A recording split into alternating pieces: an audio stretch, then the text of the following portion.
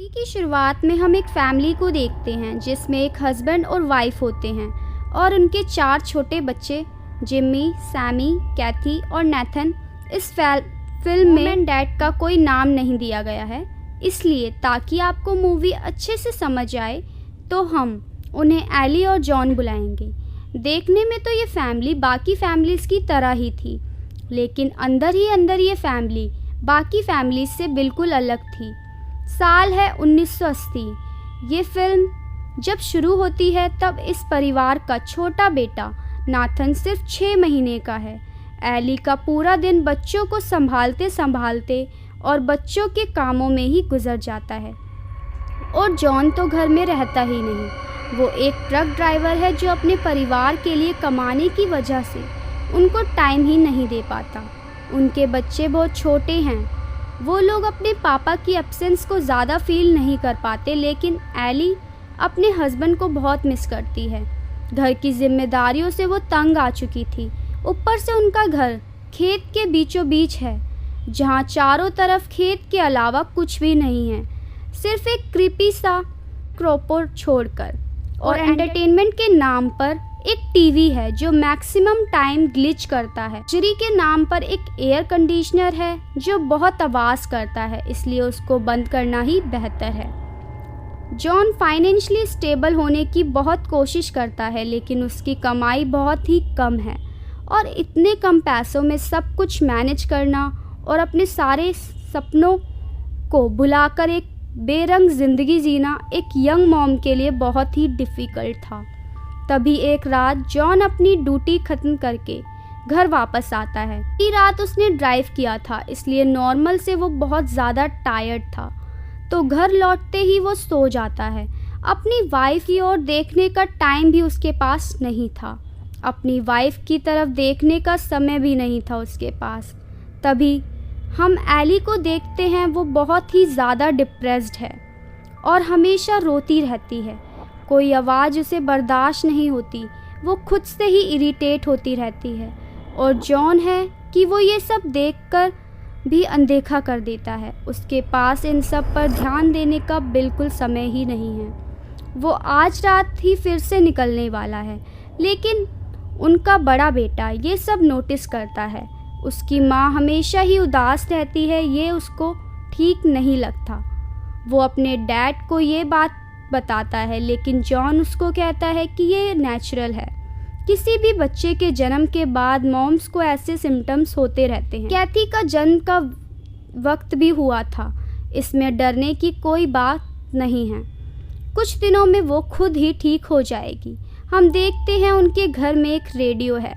निकलने से पहले हर बार जॉन जिम्मी को वो रेडियो ऑपरेट करना सिखाता है, जिससे किसी भी मुसीबत में वो मदद बुला सके, और वो उसके एब्सेंस में अपनी माँ और भाई बहन का ख्याल रखने के लिए भी कहता है। लेकिन उसको तो पता ही नहीं था कि एली की हालत बहुत ख़राब हो चुकी है। वो आजकल पागलों की तरह बिहेव करती है, अपने आप से बात करती रहती है, अपने खून से लिपस्टिक लगाकर आईने के सामने हंसती रहती है। उसको चारों तरफ खून दिखाई देने लगा है। ऐसी कंडीशन क्या नॉर्मल है? इन सब से अनजान जॉन शाम होते ही गाड़ी लेकर निकल जाता है और एली डिनर रेडी करने लग जाती है। जिमी को पता था कि उसकी मॉम टायर्ड है, तो रोज़ की तरह आज भी वो उसको असिस्ट करने लग जाता है, लेकिन आज शायद एली का मूड कुछ ज़्यादा ही ख़राब था। अब घर में इतने सारे बच्चे हैं तो आवाज़ तो होगी ही। ऊपर से कैथी और सैमी भी आपस में झगड़ने लगे थे। नाथन भी ज़ोर ज़ोर से रोने लगा था। इतनी आवाज़ से एली जैसे पागल हो जाती है और एक प्लेट लेकर ज़ोर से ज़मीन पर फेंक देती है। इससे सभी बच्चे एक साथ बिल्कुल शांत हो जाते हैं। एली नाथन को लेकर ऊपर चली जाती है, ये कहकर कि बेबी को नहाने की ज़रूरत है, लेकिन जिमी को पता था कि मॉम ने उसको कुछ देर पहले ही नहलाया था, तो वो ऊपर चेक करने जाता है और ऊपर उसे बिस्तर पर नाथन मिलता है, लेकिन उसका शरीर ठंडा पड़ चुका था। वो सांस भी नहीं ले पा रहा था। जिम्मी अपनी मॉम को बुलाता है तो उस टाइम कैथी भी वहाँ पर आ जाती है, क्योंकि सैमी ने उसके कपड़ों पर जूस गिरा दिया था। लेकिन इस बात के लिए एली अपनी बेटी को बिच कहकर बुलाती है और उसको मारने भी जाती है। जब जिम्मी उसको रोकने जाता है तो एली उसको धक्का मारती है, जिससे जिम्मी गिर जाता है और बेहोश हो जाता है। जब उसको होश आता है तो वो देखता है कि उसकी माँ कैथी को बाथ टब में डुबाकर मारने की कोशिश कर रही हैं। जिम्मी समझ जाता है कि ज़रूर उसने नाथन को भी ऐसे ही मारा होगा।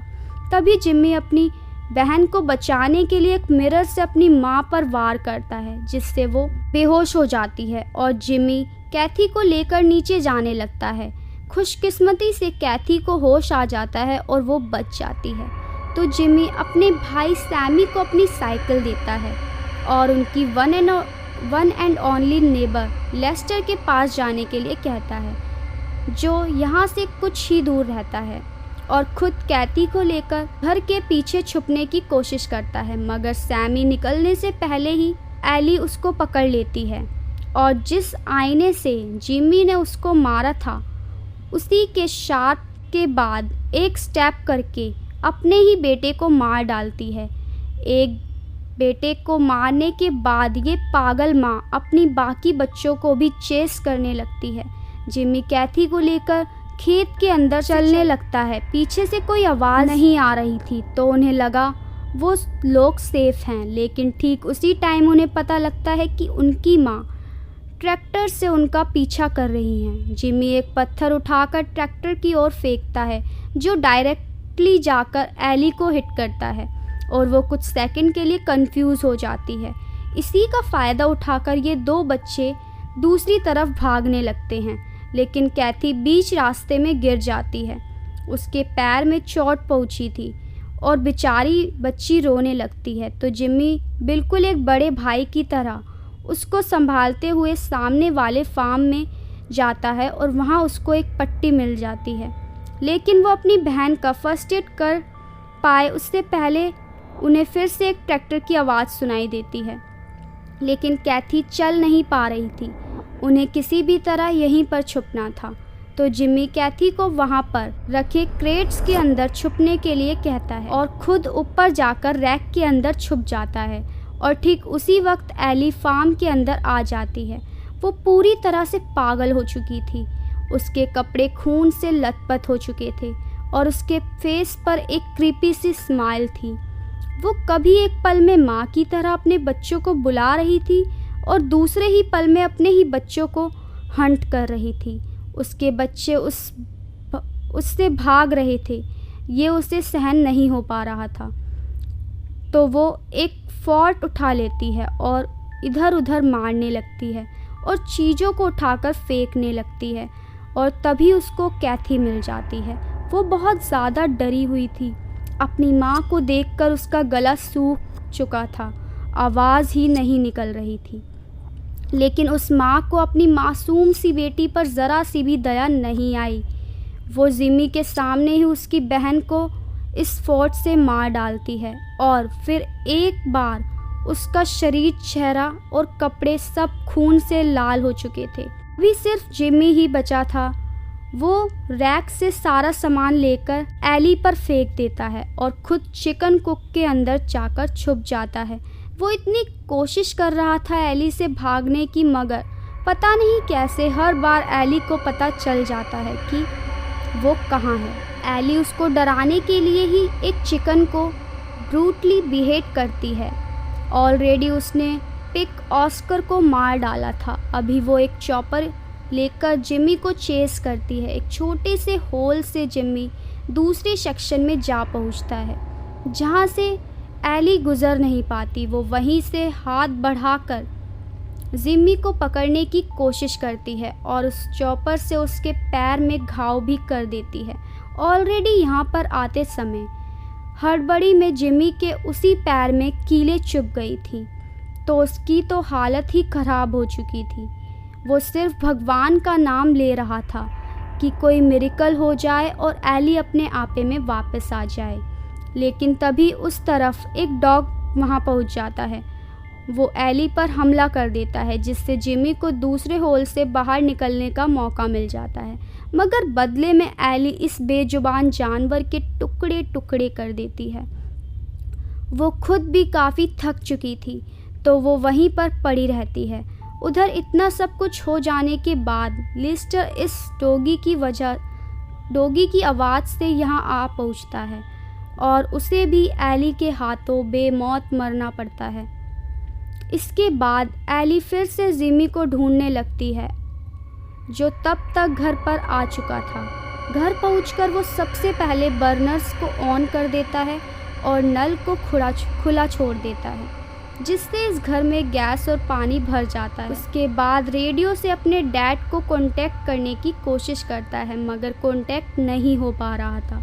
तो वो एक छोटे से चाकू को लेकर अपने पॉकेट में रख लेता है और जैसे ही एली यहाँ आती है वो बहुत ही चालाकी से उसको बाथरूम में बंद कर देता है। लेकिन वो देखता है कि एली ने उस रेडियो को तोड़ दिया है, लेकिन वो उस टूटे हुए रेडियो से ही अपने डैड से कांटेक्ट करने की कोशिश करता है और इस बार फॉर्चुनेटली जॉन तक उसका मैसेज पहुंच जाता है।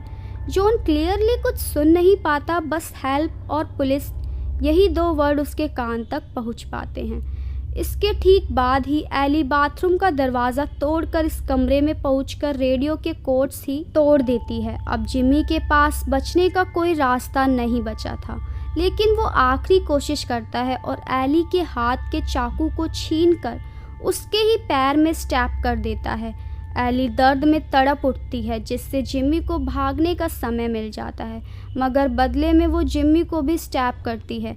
बेचारा जिमी और भाग नहीं पाता।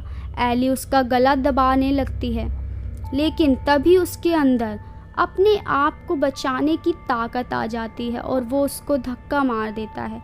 लेकिन एली पर भी जैसे भूत सवार हो, वो इस बार बंदूक लेकर जिमी को मारने की कोशिश करती है, लेकिन थैंकफुल उसके हाथ स्टडी नहीं थे। एक भी गोली जिमी को नहीं लगती। तभी किचन में आते ही उसको गैस की स्मेल आती है। वो समझ जाती है कि पूरे घर में गैस भर चुकी है और अब जिमी को एक मैच बॉक्स भी मिल चुका था। एली उसको बहुत मना करती है, मगर जिमी के पास कोई और चारा नहीं था। वो उस मैच बॉक्स से घर में आग लगा देता है। एक धमाका होते ही और उस धमाके से वो घर के बाहर जाकर गिरता है। इस तरह वो किसी तरह रेंगते हुए खेत के अंदर जाकर बेहोश हो जाता है। उसी टाइम जॉन भी पहुंच जाता है और उसने पुलिस को भी कांटेक्ट किया था। तो सुबह होने के बाद पुलिस भी चारों तरफ सर्च करने लगती है। उन्हें 3 बच्चों की लाश और जिमी मिलता है लेकिन उसकी मेंटली हालत ख़राब हो चुकी है। और नेक्स्ट सीन में कुछ महीने बाद का दिखाया जाता है, जहां हम जिमी को हॉस्पिटल में देखते हैं, जो धीरे धीरे नॉर्मल हो रहा था। जॉन उससे मिलने आता है और उसको बताता है कि एली अभी भी ज़िंदा है और इसी हॉस्पिटल में उसकी भी काउंसलिंग चल रही है। डॉक्टर ने जॉन को बताया है कि पोस्टपार्टम डिप्रेशन की शिकार बनी है एली, जिसे बेबी ब्लूज़ और मैटरनिटी ब्लूज़ भी कहा जाता है। एक के बाद एक 4 बच्चे के जन्म से वो बार बार इस कंडीशन से जूझती रही, लेकिन उसको रिकवर होने का टाइम बिल्कुल नहीं मिला। इसी का नतीजा है उसको ये पागलपन। इसके लिए वो जिम्मेदार नहीं है। ऊपर से वो उस वक्त भी प्रेग्नेंट ही थी। जॉन को कोर्ट से ऑर्डर मिला है, एली जब ठीक हो जाएगी तब उसको घर ले जाना होगा। दूसरी तरफ अपनी माँ का ऐसा रूप देखकर जिमी अब तक डर में है और जब उसको पता चलता है कि उसकी माँ प्रेग्नेंट है, वो सोचता है कि शायद अब उसको एक बार फिर इस सिचुएशन से गुजरना पड़ेगा। और फिल्म की एंडिंग में हमें एली का फेस दिखाया जाता है और उसकी आंखों से ऐसा नहीं लगता कि उसके पीछे कि अब उसके बच्चे के जन्म के बाद ऐसा कुछ होगा। इस तरह ये मूवी यहीं ख़त्म हो जाती है। तो दोस्तों, अगर आपको ये मूवी अच्छी लगी हो और आपको इस मूवी से कुछ सीखने को मिला हो तो प्लीज़ वीडियो को लाइक करना ना भूलें। आपको ये वीडियो कैसी लगी हमें लाइक करके बताएं और अपने दोस्तों के साथ शेयर करें और हमारे चैनल को सब्सक्राइब करना ना भूलें। धन्यवाद।